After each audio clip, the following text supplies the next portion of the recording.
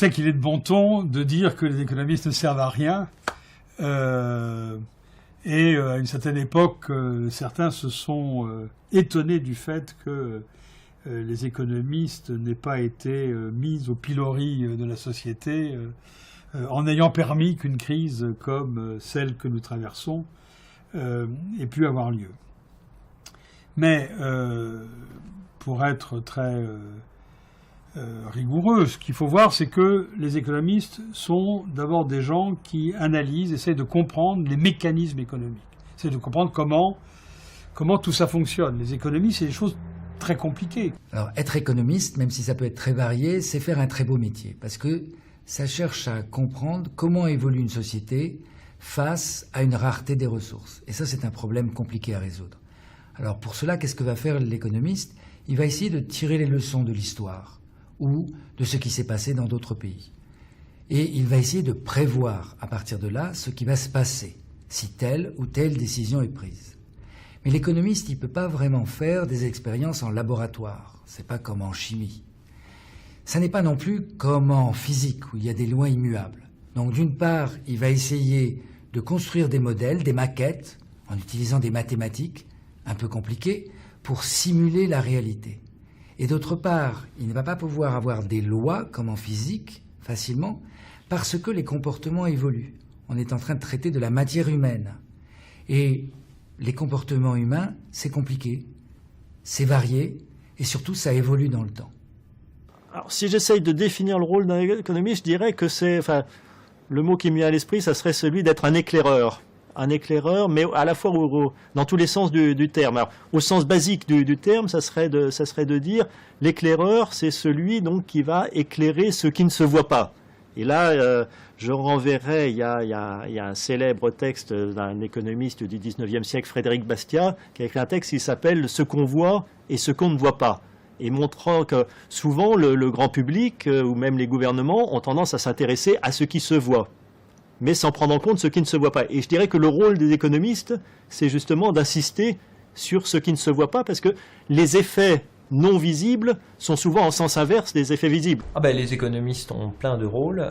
Il y a déjà beaucoup de sortes d'économistes différents. Je crois que c'est important de distinguer les économistes qui travaillent dans l'université et puis les économistes qui ne travaillent pas dans l'université, parce qu'on ne fait pas tout à fait le même métier, si vous voulez, dans l'université ou dans les écoles de commerce comme celle où je travaille.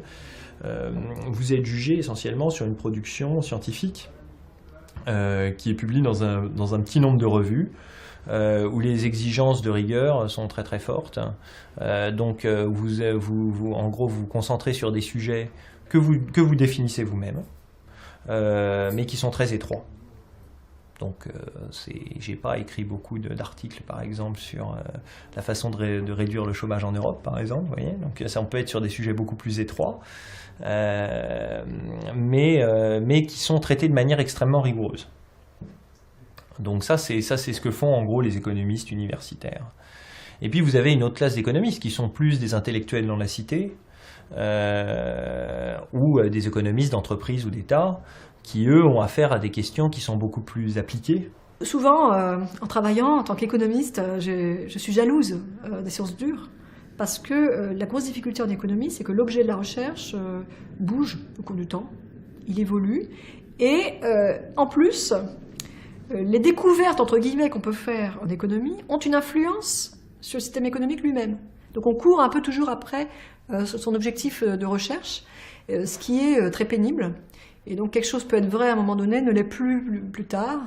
Et ça dépend beaucoup de la structure nationale et internationale. Quand on fait de l'intégration européenne, les modèles qui étaient vrais avant ne le sont plus. Quand on fait l'euro, les modèles qui étaient vrais avant ne le sont plus. Et donc c'est un peu désespérant.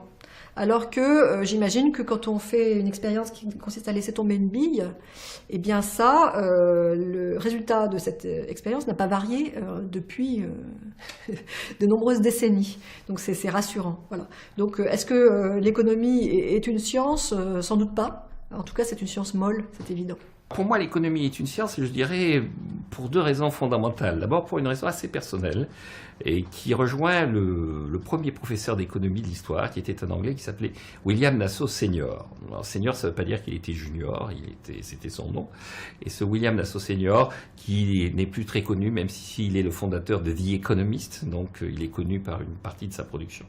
Quand il a fait son premier cours, il a dit « Je vais vivre de l'argent du contribuable, les contribuables vont me payer, et je n'accepterai pas l'idée que je sois payé par les contribuables pour faire de la propagande. Je n'accepte d'être professeur d'économie que parce que je pense que ce que je distribue est un savoir et non pas une idéologie. » Et donc, à titre personnel, je suis assez proche de cette manière de voir. C'est-à-dire que je pense que si ce n'était pas une science, je n'aurais pas fait ce métier. De façon plus générale et moins personnelle, c'est une science parce que c'est un raisonnement, un certain nombre de résultats établis, mais ce n'est pas une science qui est directive. C'est-à-dire qu'il y a des gens qui décident et ces gens ensuite prennent leurs décisions sur la base de l'enseignement des économistes. Concrètement, à l'heure actuelle, je ne pense pas qu'il y ait nécessité à détruire la zone euro.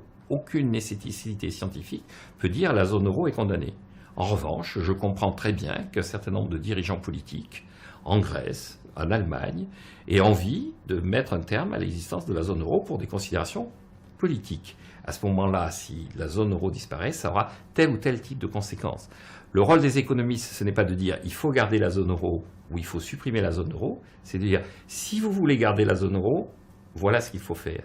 Si vous voulez supprimer la zone euro, voilà ce qu'il faut faire et voilà les conséquences que cela aura. Maintenant, c'est à vous, dirigeants politiques, avec la légitimité démocratique que vous avez, de prendre la décision.